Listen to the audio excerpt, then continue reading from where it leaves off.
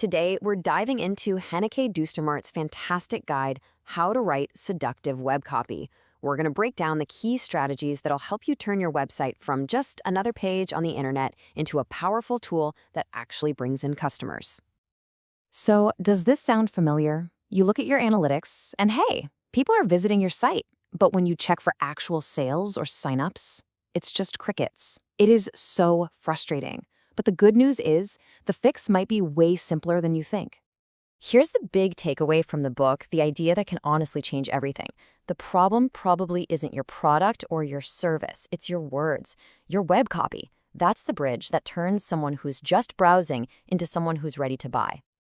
Okay, so how do we build that bridge? Well, it all starts with one huge mindset shift. This is the golden rule of any persuasive writing, really. You have to write for just one person. And this one person is what we call your ideal reader. Now, I'm not talking about some vague demographic like millennial entrepreneurs. No, I mean a single, specific person you can actually picture in your head. Give them a name, a job, what keeps them up at night. The moment you start writing directly to them, your copy just becomes so much more personal, vivid, and way more persuasive. This quote from the book just nails it, doesn't it? It's this funny paradox of web copy. You try to write for everybody, and you end up connecting with absolutely nobody. It's when you get specific, when you talk to that one person, that you create a real, genuine connection. All right, so now that you know exactly who you're talking to, it's time to figure out what to say to them. And this brings us to our next core principle. You have to sell benefits, not features. This might sound a little harsh, but it is the absolute truth of marketing. People visiting your site, they don't really care about your company. They care about themselves. They're looking for answers to their problems.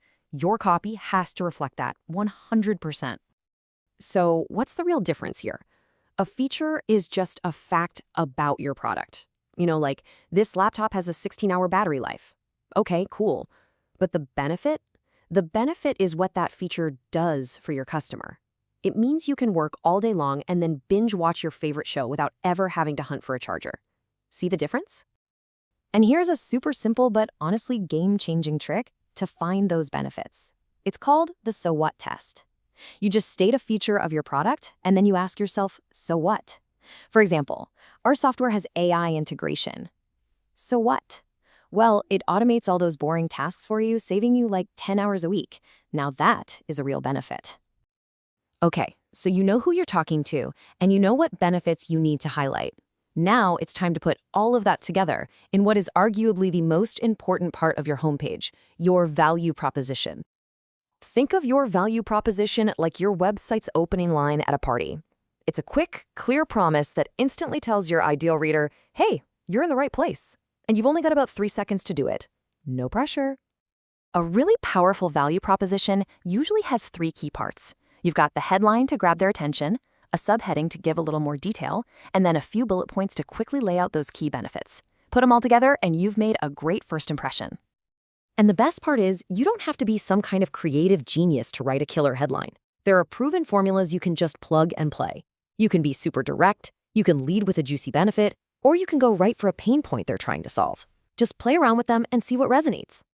So you've drafted all your copy. Awesome. But, and this is a big but, the work isn't over yet. The final and super crucial step is to edit your copy, not just for typos, but for how people actually read online. This is kind of a hard truth for anyone who loves writing, but you just have to accept it. People don't read websites word for word. They scan them. They're on a mission, hunting for information, and your writing needs to cater to that.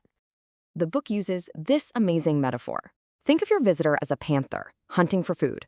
They're fast, they're focused, and they're going to ignore anything that doesn't immediately look like what they're after. To grab their attention, you have to be clear, simple, and make your key points jump off the page.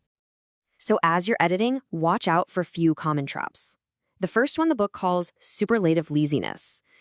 Saying things like, we offer excellent service, or we're the best solution.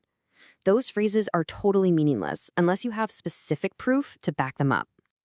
Second, you have to get rid of the gobbledygook. All that corporate jargon and those buzzwords, they might make you sound smart to yourself, but they just confuse and alienate your reader.